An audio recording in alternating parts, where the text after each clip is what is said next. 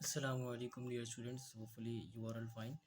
So dear students, basically आप सबको पता है कि फेडरल बोर्ड और लाहौर बोर्ड दोनों स्टूडेंट्स के लिए जो प्रैक्टिकल्स हैं उनका जो है सीज़न स्टार्ट हो चुका है।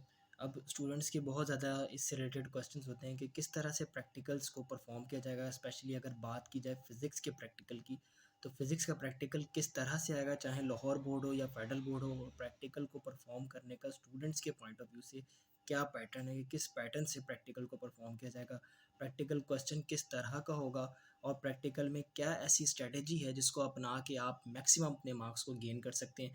आज ही इस वीडियो को बनाने का मकसद इन्हीं बातों को डिस्कस करना है ताकि स्टूडेंट्स जो हैं वो मैक्सिमम मार्क्स को गेन कर सकें।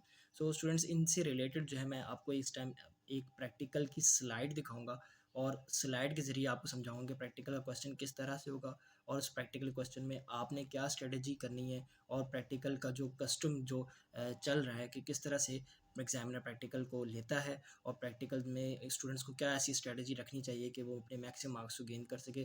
तो इस वीडियो को आपने एंड तक देखना है। अज़ीज़ तलबा, ये आपके सामने स्लाइड मौजूद है। इस स्लाइड में हम सीखेंगे कि फ़िज़िक्स का प्रैक्टिकल कैसा होगा। फ़िज़िक्स का प्रैक्टिकल जो आप देखेंगे वो तमाम बोर्ड के लिए एप्लीकेबल है।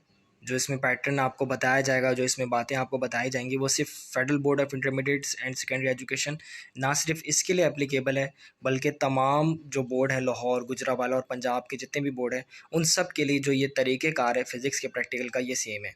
और इसमें जो अहम बात है वो ये है कि ना सिर्फ मैट्रिक के लिए बल्कि इंटरमीडिएट के स्टूडेंट भी इस वीडियो से इस्तिफ़ादा हासिल कर सकते हैं। So let's move towards next slide. Dear students, first of all, we have to see what are the marks distribution. तो प्रैक्टिकल की जो मार्क्स डिस्ट्रीब्यूशन, हमें पहले उस पर फोकस करना पड़ेगा। अब जो लाहौर बोर्ड है और पंजाब के जो बाकी बोर्ड हैं, वहाँ पे मार्क्स की डिस्ट्रीब्यूशन 30 मार्क्स की होती है, वेयर एज फेडरल बोर्ड में जो है वो 20 मार्क्स का प्रैक्टिकल होता है फ़िज़िक्स का। सो यहाँ पे हमें देखना है कि मार्क्स डिस्ट्रीब्यूशन में क्या ऐसे क्राइटेरिया हैं, क्या ऐसे पॉइंट्स हैं जिनके ऊपर मार्क्स बेस कर रहे होते हैं। पहला, रिटन पेपर, क्योंकि प्रैक्टिकल में ना सिर्फ आपका जो है वो प्रैक्टिकल वर्क देखा जाता है, परफॉर्मेंस देखी जाती है, बल्कि इसमें आपका रिटन पेपर भी देखा जाता है।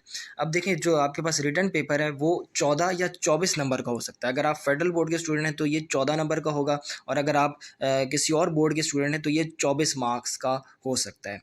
जिसमें रिटन पेपर में एग्जामिनर की ये अपनी मर्ज़ी होती है कि वो रिटन पेपर की बेस के ऊपर मार्क्स लगा रहा है, या रिटन पेपर और उसके अलावा कुछ परफॉर्मेंस को जज करते हुए वो मार्क्स लगा रहा है।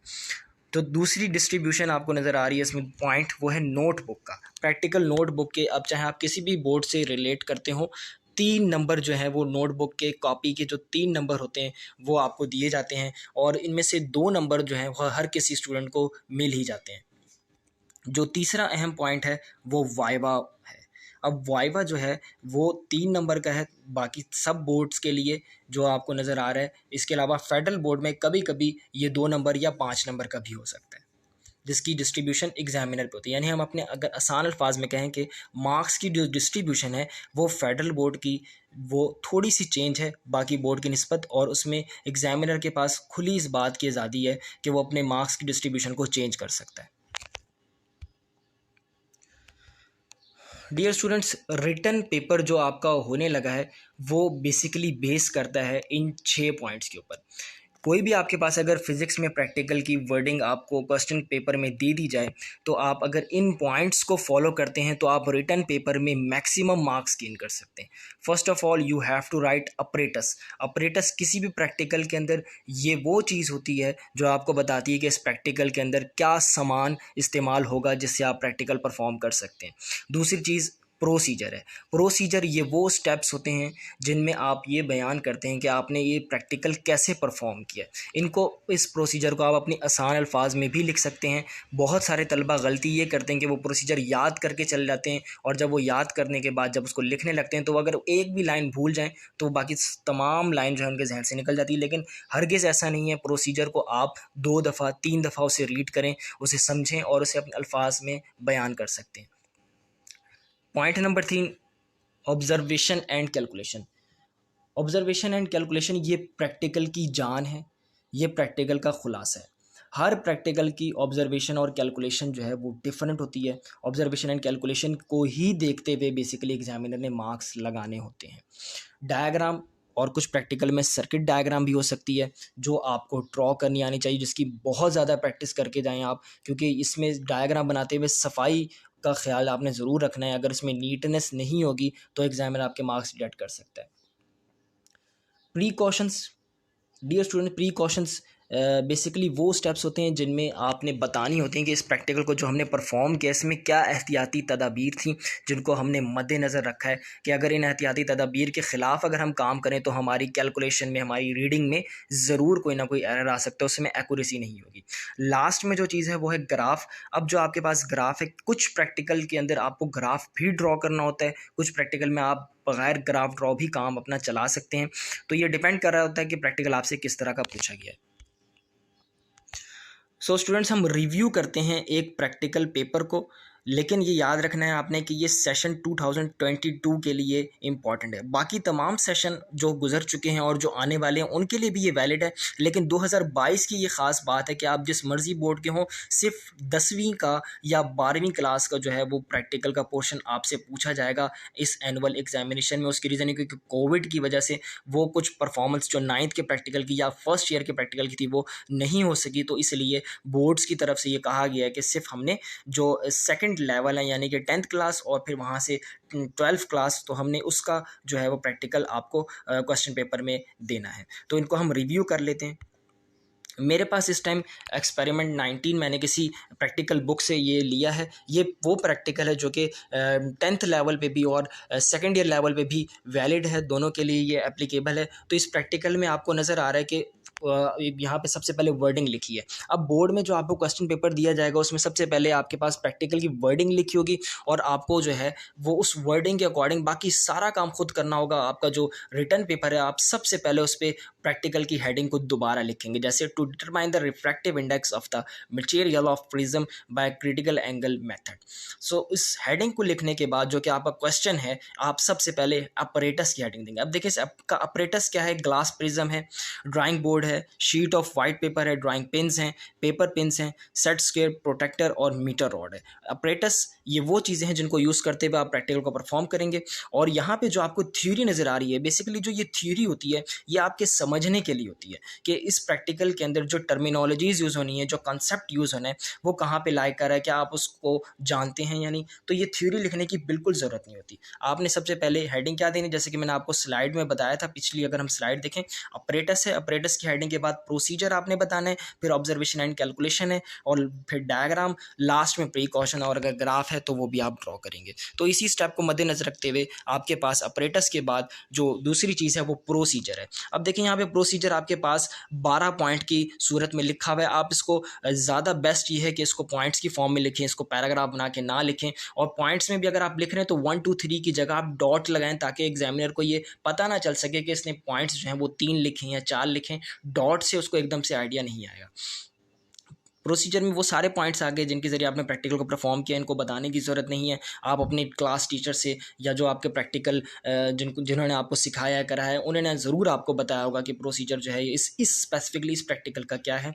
अब ऑब्जर्वेशन एंड कैलकुलेशन है, ये बात जैसे कि मैंने आपको पहले भी बताई थी कि हर प्रैक्टिकल की जो जान है वो ऑब्जर्वेशन एंड कैलकुलेशन है। बेसिकली ऑब्जर्वेशन एंड कैलकुलेशन का जो पोर्शन है ये आपको बहुत अच्छे से याद होना चाहिए। इसको हम आम अल्फाज में टेबल भी कहते हैं।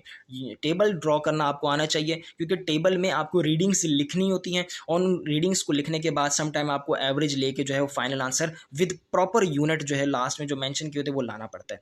और लास्ट में जो आपको रिजल्ट नज़र आ रहा है, रिजल्ट के बाद प्रीकॉशंस है, जैसे कि आपको नज़र आ रहा है कि इस प्रैक्टिकल की क्या प्रीकॉशंस है, क्या एहतियाती तदाबीर हैं। इसके अलावा जो है हम यहाँ पे आपको डायग्राम का पोर्शन नज़र आ रहा है, डायग्राम जो है वो आप बनाएंगे। फिर लास्ट में जो है प्रीकॉशंस के बाद अगर ग्राफ है, क्योंकि इस प्रैक्टिकल में ग्राफ नहीं है तो हम ग्राफ ड्रॉ नहीं करेंगे। Now what about viva. Viva किस किस्म का होता है? 90% चांस ये होता है कि जो प्रैक्टिकल में आपने क्वेश्चन परफॉर्म किया होता है, जो आपने प्रैक्टिकल परफॉर्म किया होता है, जो थ्योरी में जो आपने रिटर्न पेपर में लिखा होता है, वाइवा उसी प्रैक्टिकल से पूछा जाता है। लेकिन सम टाइम ऐसे भी होता है कि ये ज़रूरी नहीं कि एग्जामिनर उसी में से पूछे। एग्जामिनर फिजिक्स में या आप केमिस्ट्री का प्रैक्टिकल परफॉर्म करने जा रहे हैं, कोई भी फॉर्मूला कोई भी चीज़ भी पूछ सकता है। तो वाइवा जो है उसके लिए आप आपको हर चीज़ प्रिपेयर करनी होगी, लेकिन ये आपने अपने जहन में ज़रूर बिठाना है कि ये ज़रूरी नहीं कि जो आपने प्रैक्टिकल परफॉर्म किया वाइवा उसी में से पूछा जाए, बल्कि कुछ ऐसे प्रैक्टिकल में से भी वाइवा पूछा जा सकता है जो क्वेश्चन पेपर में तो मेंशन है लेकिन आपने नहीं किए हुए। So student, most important part of this video, what will done in reality. Reality में क्या होता है, असल में होगा क्या। So as you know, as reality is always different, हमेशा जो है वो रियलिटी थोड़ी सी डिफरेंट होती है जिस तरह हमने सोचा होता है या जो हमने प्रेपरेशन की होती है। So it all depends on your written work and luck. तो ये तमाम जो चीज़ें हैं ये डिपेंड कर होती हैं रिटर्न वर्क और लक के ऊपर। अब स्टूडेंट मैं आपको बताता हूँ कि होता क्या है। दरअसल स्टूडेंट होता आपके साथ इस तरह से है कि सबसे पहले जब आप प्रैक्टिकल परफॉर्म करने जाते हैं तो आपकी जो बुक्स होती हैं प्रैक्टिकल बुक, उन सबको एग्जामिनर एक जगह पे जमा कर लेता है और उनमें से जो अच्छी बुक्स होती हैं उनको वो अपने पास साइड पे कर लेता है, और जो बुक्स उनको थोड़ी बेहतर कंडीशन में नहीं नज़र आ रही, जिनकी डायग्राम प्रॉपर नहीं बनी होती, उन्हें वो साइड पे कर लेता है। अब उसके बाद वो आपको क्वेश्चन पेपर देता है। अब क्वेश्चन पेपर देने के बाद देयर इज़ अ चांस कि जो आपके पास क्वेश्चन पेपर में प्रैक्टिकल आया है वो आपको चॉइस ना दे और आपको कहे कि आपने यही परफॉर्म करने हैं क्योंकि इसका ऑपरेटस लैब में मौजूद है। क्योंकि सम टाइम ये भी हो सकता है कि आपके पास लैब में जो ऑपरेटस है वो मौजूद ही ना हो। तो अगर मौजूद नहीं होंगे तो एग्जामिनर कुछ ऐसे ऑपरेटर्स को या कुछ ऐसी चीज़ों को आपके सामने रख देगा जो आपको परफॉर्म करनी होगी। और इसके अलावा ये भी पॉसिबिलिटी है कि आपका जो है वो ग्रुप बना दिया जाए, 2-2 का या 3-3 का या 4-4 का आपको ग्रुप बना दिया जाए। मीन्स कि आपको जो है सिर्फ जान छुड़ाने के लिए वो इन चीज़ों में एंगेज कर देगा कि आपके सामने जो है ऑपरेटस रख दिया जाएगा, चीज़ें रख दी जाएंगी और थोड़ी देर बाद आपसे आगे पूछेगा इस ऑपरेटस का क्या नाम है, इसको क्या कहते हैं, और फिर जो है या आपसे कह देगा इस ऑपरेटस को सेट करके लगा दें। अभी परफॉर्मेंस आपकी पूरी भी नहीं होगी और आपको रिटर्न पेपर पकड़ा के कह दिया जाएगा कि जल्दी से जो है इस प्रैक्टिकल की आप थ्योरी लिख दें। और थ्योरी में वंस अगेन आप क्या लिखेंगे, ये पॉइंट लिखेंगे रिटन पेपर में, apparatus, procedure, observation and calculation, diagram, precaution and graph. अब स्टूडेंट आप इससे अंदाज़ा लगाएं कि परफॉर्मेंस जो है उसका पार्ट या उसका जो पोर्शन है वो ना होने के बराबर है, और एग्जामिनर ने आपके रिटन पेपर को देखते हुए आपके परफॉर्मेंस को डिसाइड कर लेना है और आपके मार्क्स लगा देने। यानी हम आसान अल्फाज में कह सकते हैं कि प्रैक्टिकल में भी एक तरह से आपको जो है वो रिटन पेपर के ऊपर बेस करना पड़ रहा है अपने मार्क्स को गेन करने के लिए। सो स्टूडेंट्स, उन रिटन पेपर में भी ऑब्जर्वेशन एंड कैलकुलेशन का पोर्शन बहुत इंपॉर्टेंट है। ऑपरेटर्स आप जहन पे जोर दे के लिख सकते हैं, प्रोसीजर आप प्रैक्टिकल को देख के देख सकते हैं, लेकिन ऑब्जर्वेशन कैलकुलेशन यानी जो टेबल है वो आप अपनी मर्जी से ड्रॉ नहीं कर सकते। उसके लिए आपको प्रॉपर जो है वो प्रैक्टिकल की समझ होनी चाहिए। जो जिस तरह का प्रैक्टिकल आपके सामने रखा गया है आप उसी तरह की जो है वो डायग्राम आप ड्रॉ करेंगे। जैसे कि आपको नज़र आ रहा है यहाँ पे ग्लास प्रिज्म से रिलेटेड जो प्रैक्टिकल है उसमें जो आपको ऑब्जर्वेशन कैलकुलेशन की जो टेबल नज़र आ रही है वो बिल्कुल डिफरेंट है बाकी तमाम प्रैक्टिकल से। सो स्टूडेंट्स, रियलिटी में ये सारी चीज़ें आपके साथ हो सकती हैं। आपने डिपेंड नहीं करना कि आपकी परफॉर्मेंस बहुत अच्छी है तो आपके फुल मार्क्स लग जाएंगे, या आपने डिपेंड नहीं करना कि आपका रिटर्न वर्क बहुत अच्छा है तो आपके मार्क्स लग जाएंगे। बहुत सारे स्टूडेंट देखा गया है कि वो ऑब्जर्वेशन एंड कैलकुलेशन की टेबल को याद भी कर लेते हैं और बल्कि उनकी जो रीडिंग जो बुक में मैंशन होती है उन सबको भी रट्टा लगा के चल जाते हैं कि वो अपना आसानी से मार्क्स को सिक्योर कर सकें। सो स्टूडेंट्स, अपना बहुत ख्याल रखिएगा और चैनल को ज़रूर सब्सक्राइब कीजिए, लाइक शेयर कमेंट कीजिए, इस वीडियो को ज़्यादा से ज़्यादा शेयर कीजिए ताकि तमाम स्टूडेंट जो है वो इससे फ़ायदा उठा सकें। Thank you so much. अल्लाह हाफिज़।